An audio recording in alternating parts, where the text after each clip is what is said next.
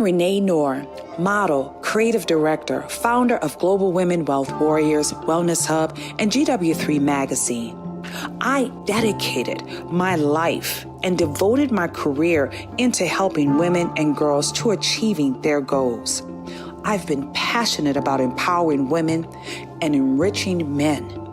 This opportunity in working with the Global Women Wealth Warriors have afforded me the pleasure of traveling outside of the country to be a support unit, most importantly, to help impact and change lives. Our ultimate purpose is to help others to become whole from finance, spiritual, mental, as well as physical. We know there are challenges and obstacles to get you to the next level.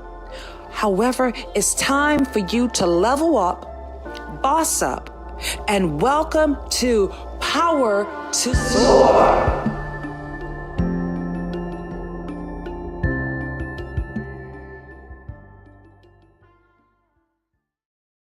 And welcome, family. Oh my goodness. Welcome to the GW3 Lunch and Soar. And today it's all about Tuesday and it's gratitude. And with gratitude for our differences. That's right. Today's going to be a special edition. Whether you're right there in the clubhouse or you're watching us live on YouTube, as well as right there on Facebook, why don't you go ahead and put some green hearts in the chat? Please put some green hearts in the chat. Today has been an incredible morning, and we're looking so forward to this outstanding interview that we're getting ready to have with not only two phenomenal women, but also women that have taken life and taken it into action. You know, they are proven with their success stories of just accomplishing everything that they wanted to do, even despite all of our differences. And that's one of the greatest places that we have here today. You are watching the Global Women Wealth Warriors GW3 Global Club.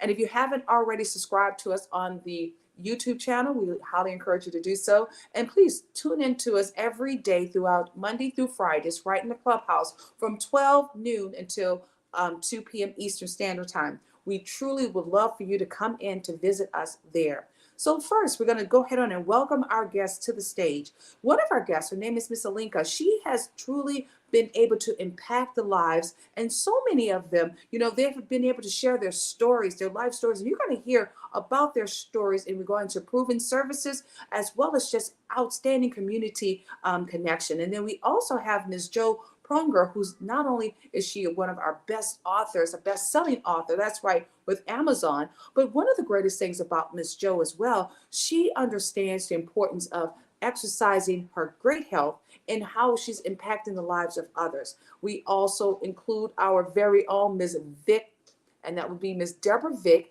We're looking forward to having her live on the set as well with us. So without further ado, let's welcome the publisher of the Autoimmune Warriors, the one at Healing Key, the one and only, the bestseller author from Amazon, the one and only Miss Jo Prunger, and then we'll have the other beauties to come on and join us. Hello, beauty. How are you doing? I'm doing great. Thank you so much for having me. It's such an honor.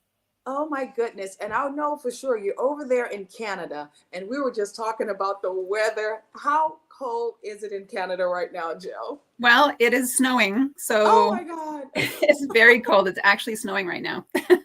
Oh my goodness. So you alongside with Chicago, because it's snowing in Chicago as well. Oh my goodness. Well, we're so excited to have you here. And Jo, why don't you go ahead and just share with everybody just a little bit more about who you are, and then we'll bring up our other guests as well. Absolutely. So I'm a publisher.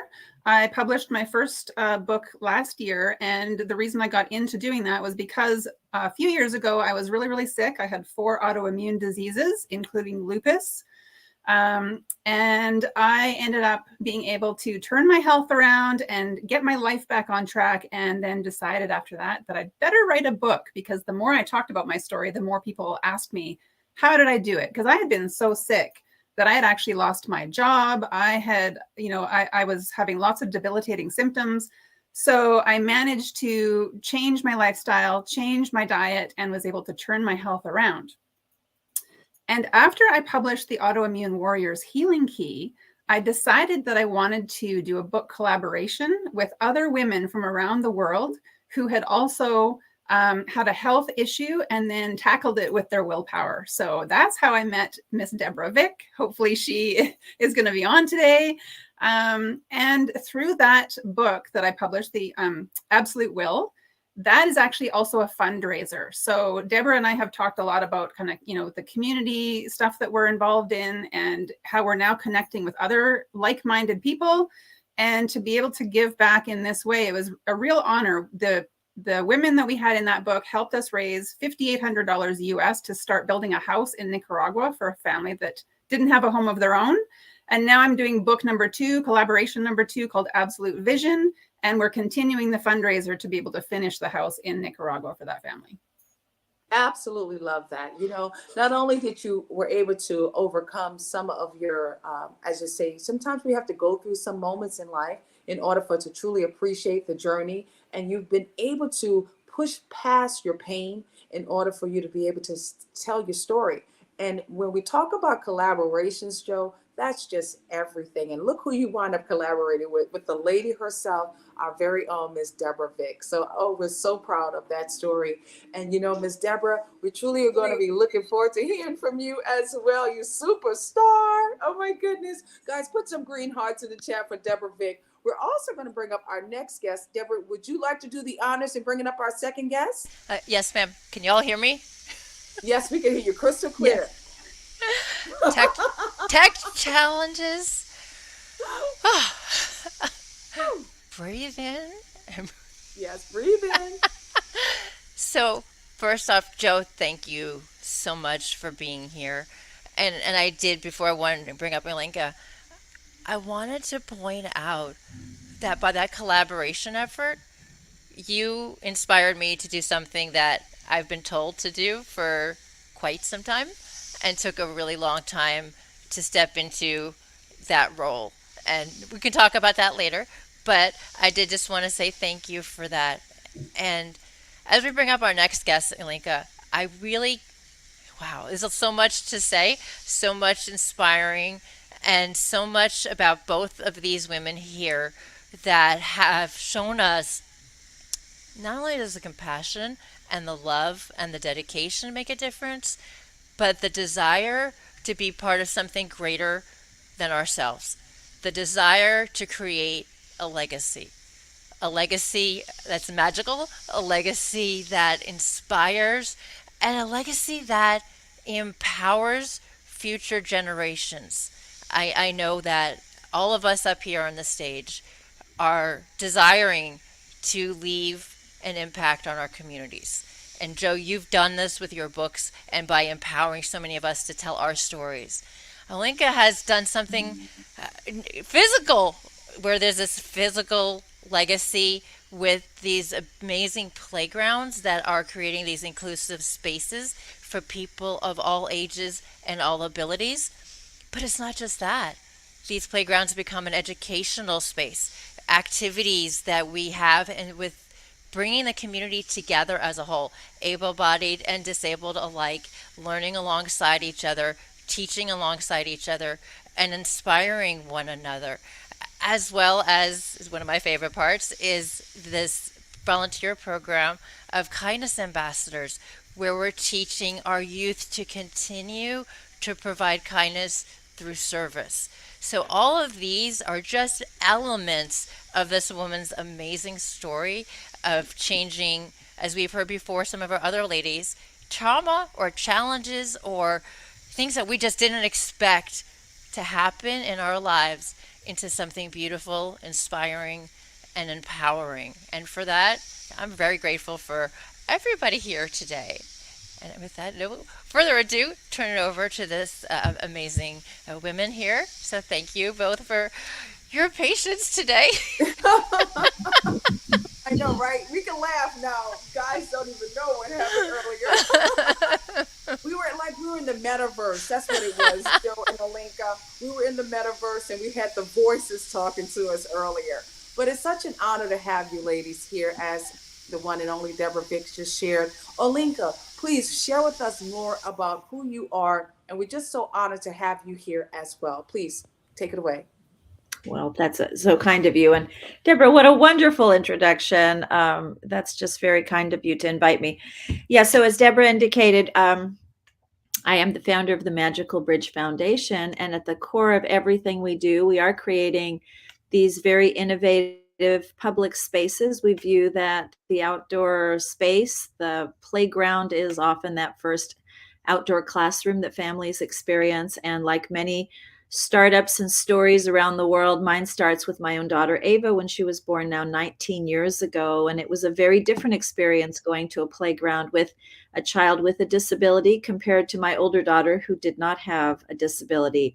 A playground is a gathering place. It's a place where families feel welcome and part of their community. And when I came to my community, which is the hub of Silicon Valley, thinking, innovatively, there would be places for the whole family.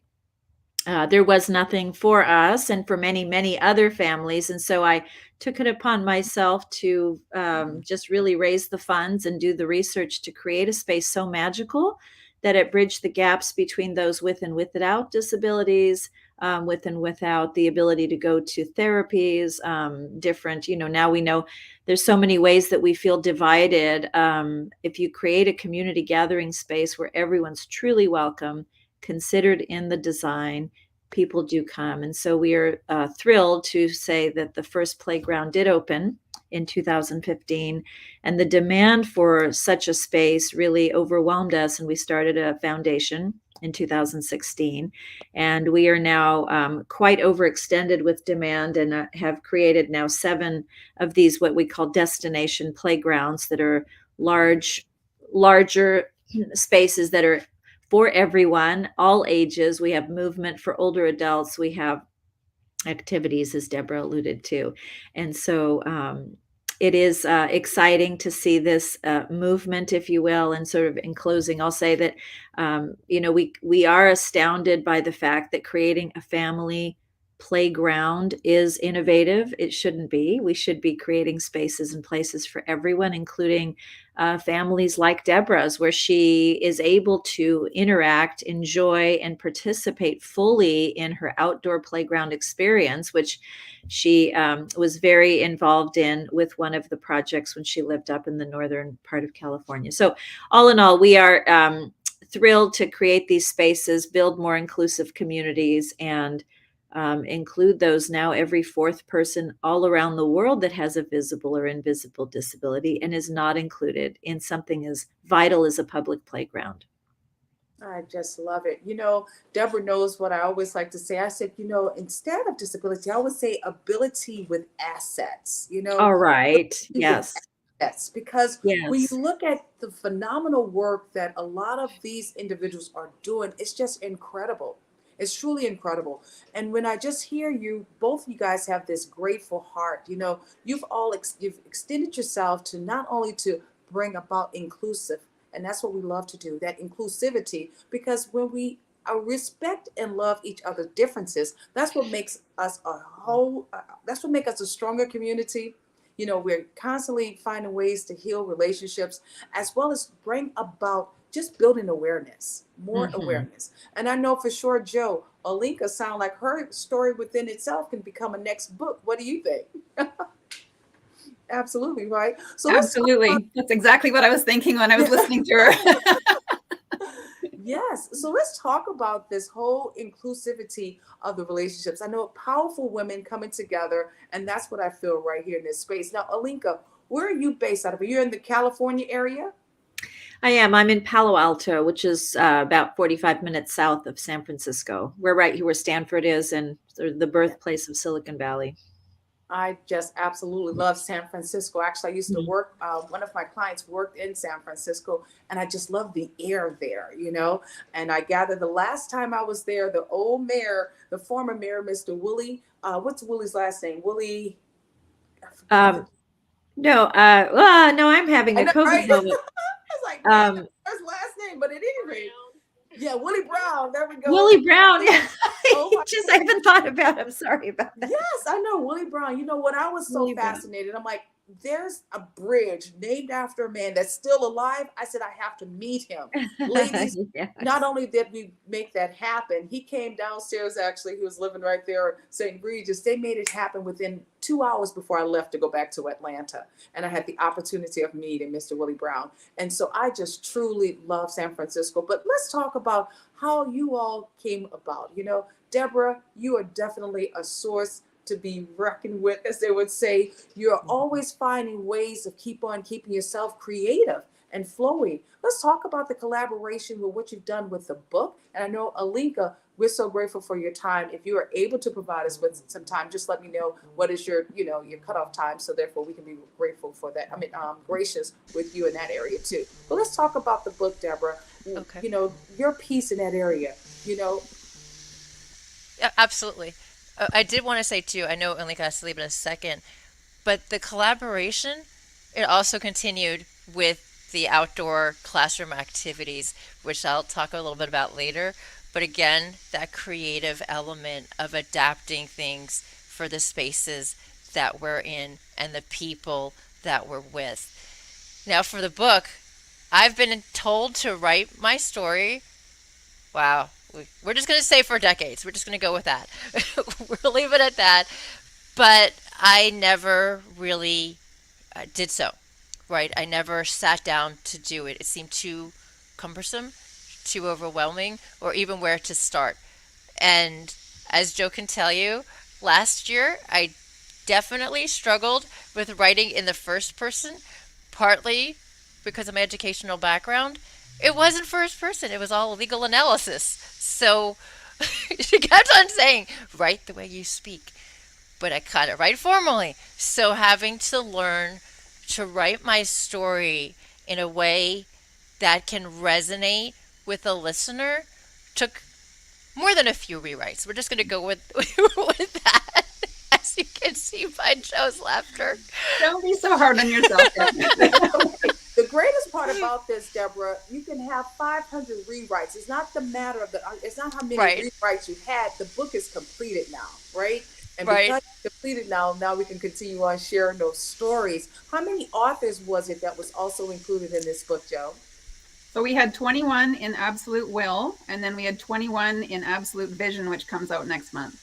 Oh, wonderful, wonderful. Well, we're looking forward to definitely, I know this is going to be your second, right? The second book with real bestseller product that's right there on Amazon. And Miss Olinka, you know, with your whole playground setting, it all sounds very sustainable. And that's so important for us right now because we are in the process of wanting to have better quality of health, better quality of just really the day to day as the air that we breathe. So talk to us a little bit more about that area. Why now? Why did you create this? Why were you so passionate about making this a reality?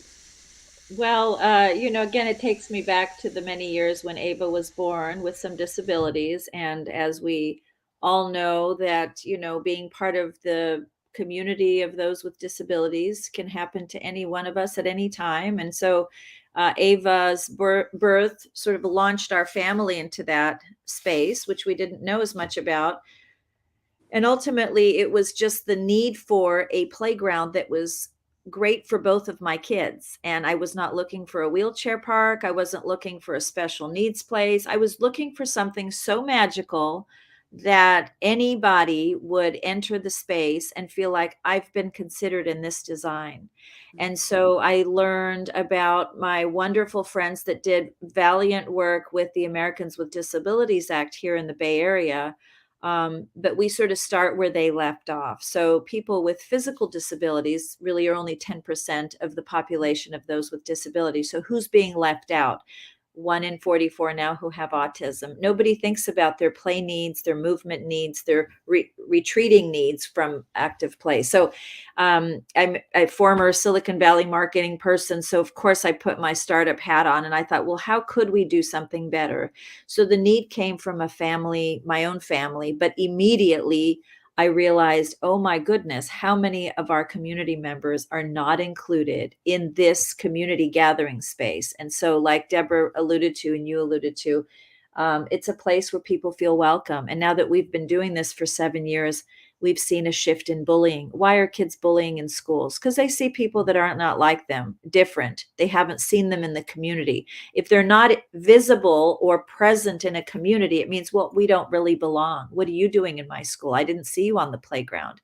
So that has shifted because it's a normal, welcoming place. Do you know what I mean? I have a daughter who's now 19, but inside she's probably no more than a 1-year-old. And so she needs the movement, even now with older adults that have Alzheimer's, it helps regress the memory. So our spaces are truly, in fact, that's why I have to rush. I'm having a play day with somebody that I can't reschedule, but we are really encouraging that connection through our spaces. And it's been really a magical development. Well, we're so honored to have you here, and thank you for your creativity. The greatest space that we have today is to keep being innovators, to keep creating what it is that we need in order for us to keep our community safe, to keep our community whole, and also happy. That's something that we can do, and I'm so grateful that you've taken the opportunity to not only to find that space, but also to bring about happiness right here with the Queen, Miss Deborah Vick. So thank you so very much, Olinka. And we're looking forward to definitely the collaborations of you and Miss Jo, so therefore we can bring this story to life. You could tell us all where the hidden bones are, okay, in this story, all right? Well, we welcome everyone to come out for a play day and keep an eye on us. We're coming to different communities as well, but Magical Bridge is always looking for new families and friends to entertain and welcome, if you will. Well, tell everybody how they can get in contact with you, Miss Olinka, and I know we're going to be honoring your time. So please share with everybody how to get in contact. You're very kind. Magicalbridge.org. My email is there, olenka@magicalbridge.org. We'd be happy to hear from you wherever you are. And please consider everybody in whatever you do, your design, your programs, and all the good work that you're doing. Absolutely wonderful.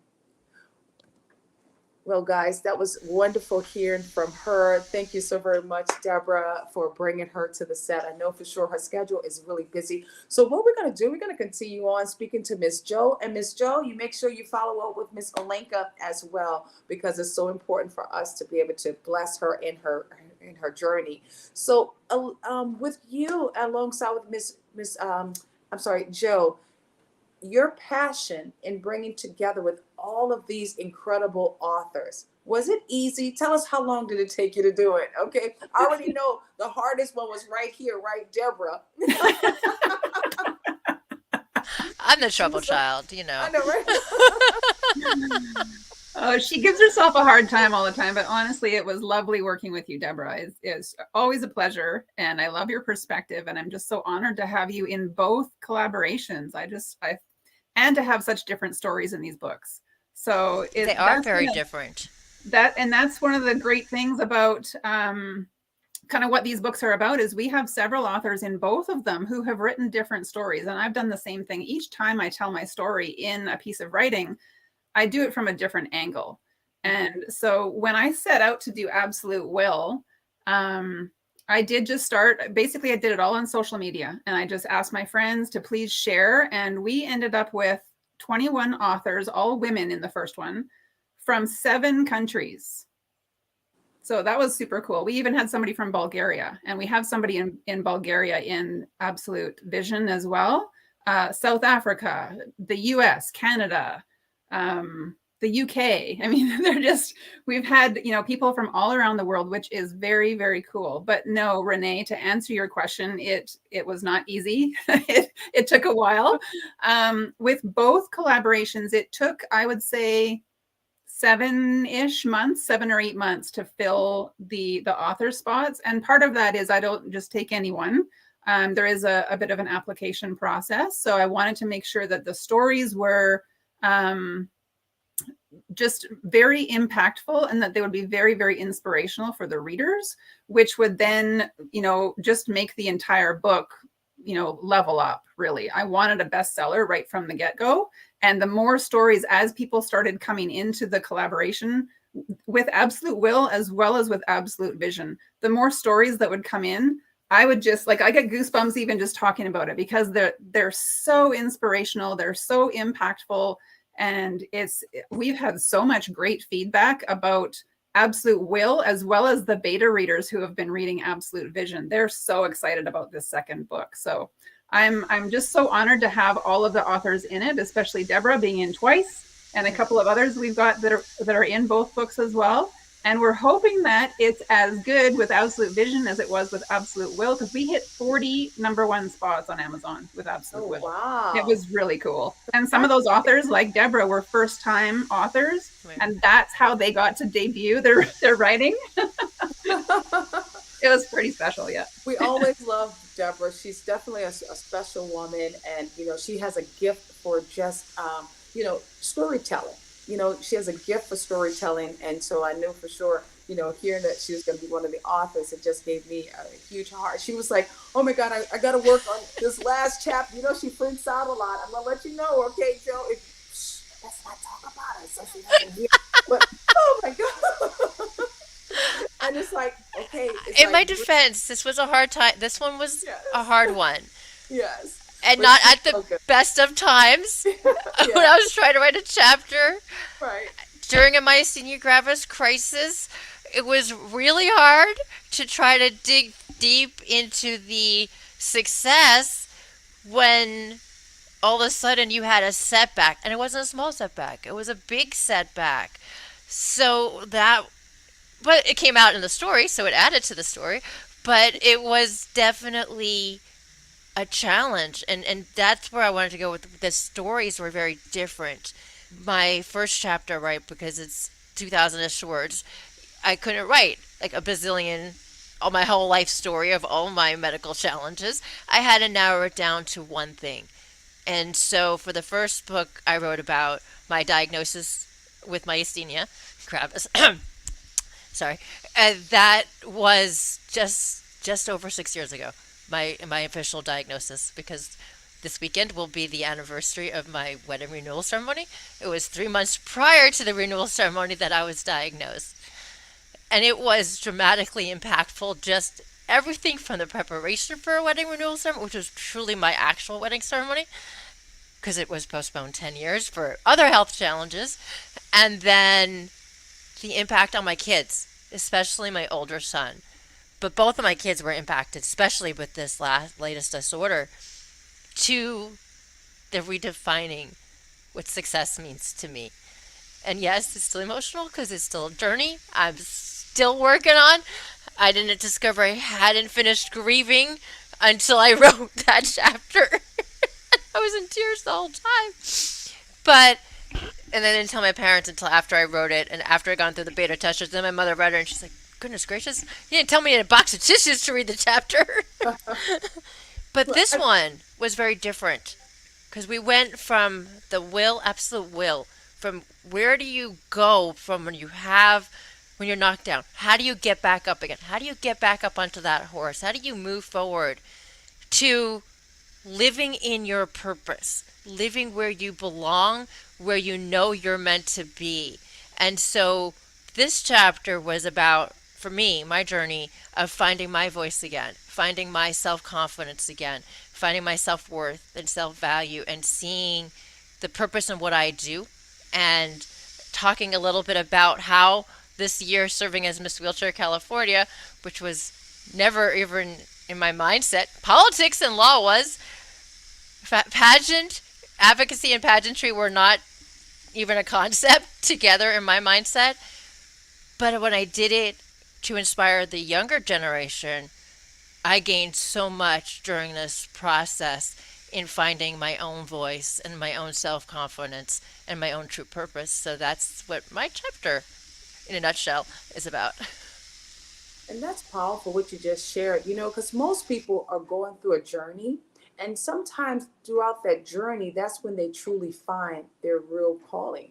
And that's, what you just shared with us was so profound. We appreciate you for your courage, your tenacity that you have, Deborah. It's like your worth ethic is so impeccable, but most importantly, because of your heart, because of your heart, watching you go through those chapters and watching you go through those steps, it was just remarkable.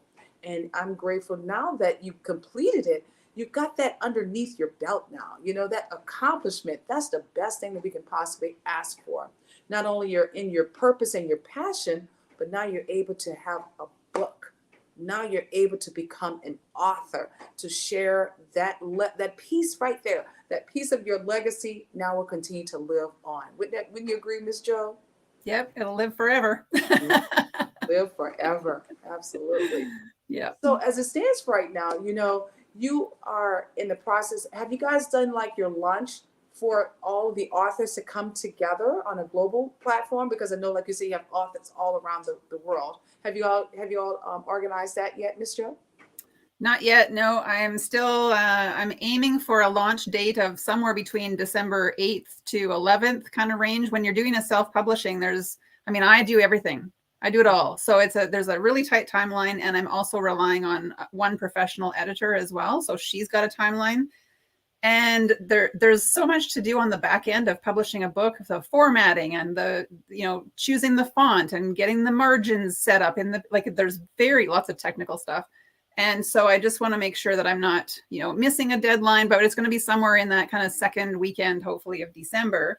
But no, we haven't planned any kind of a launch yet of, all of us on Zoom or YouTube or something like that. Part of that is the time zones.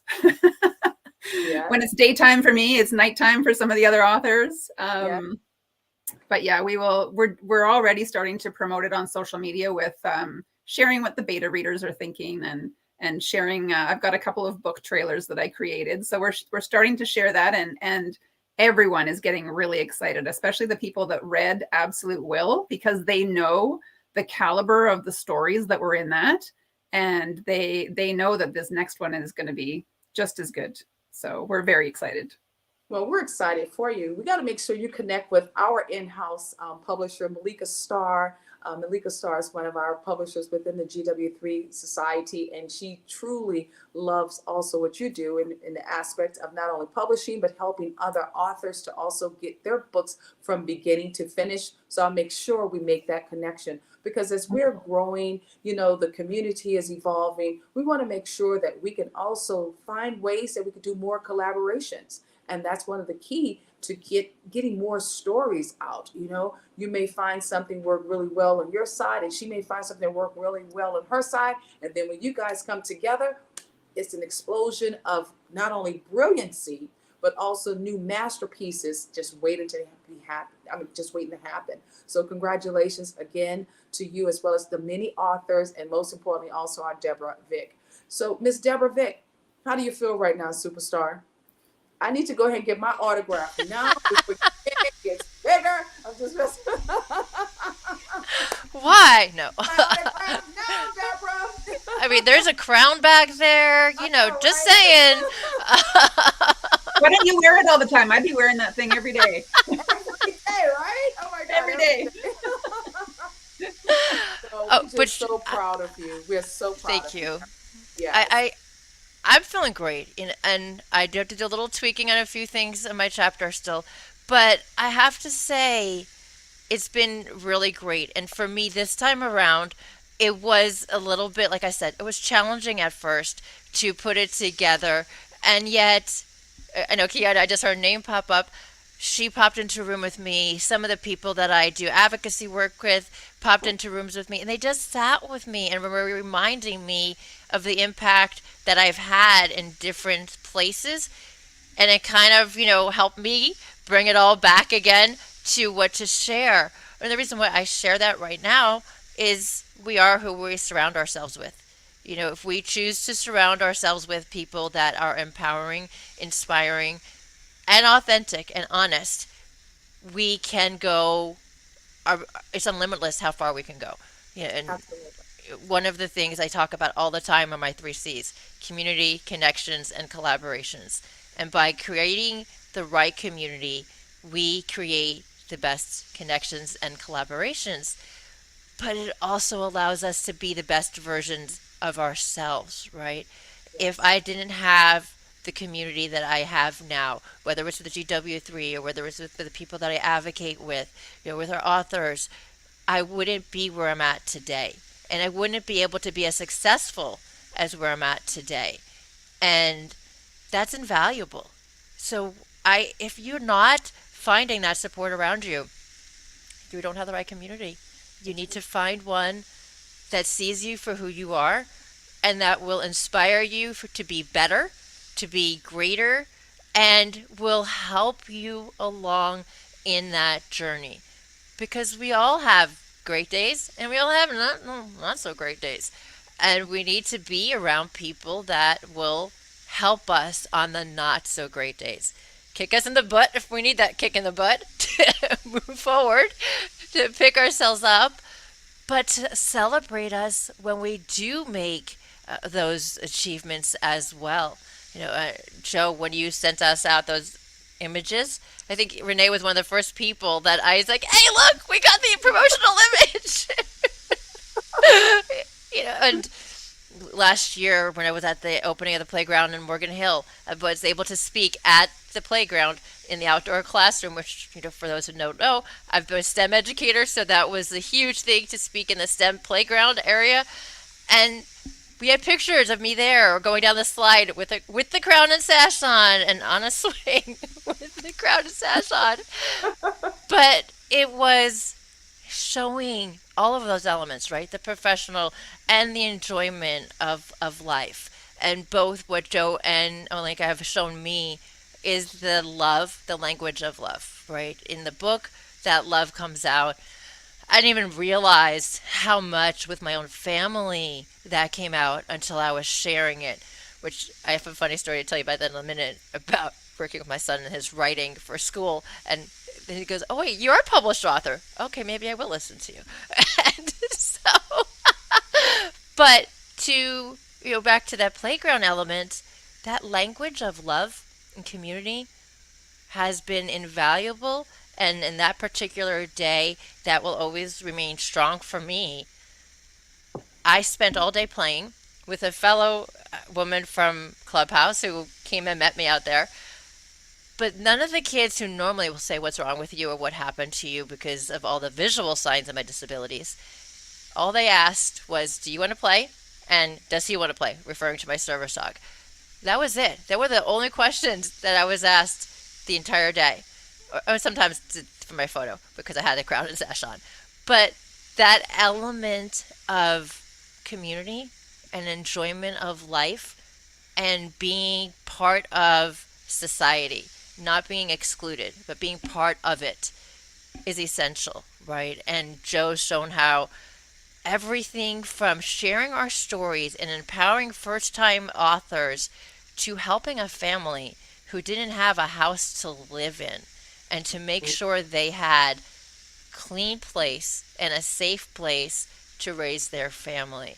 I mean, how much more can community and collaboration and connection be represented than by these examples here today? So with that, I am grateful for both of these beautiful ladies. And of course you, Miss Queen Renee, for all that you bring together of all of us, that you inspire and bring us all together and empower us to become better versions of ourselves.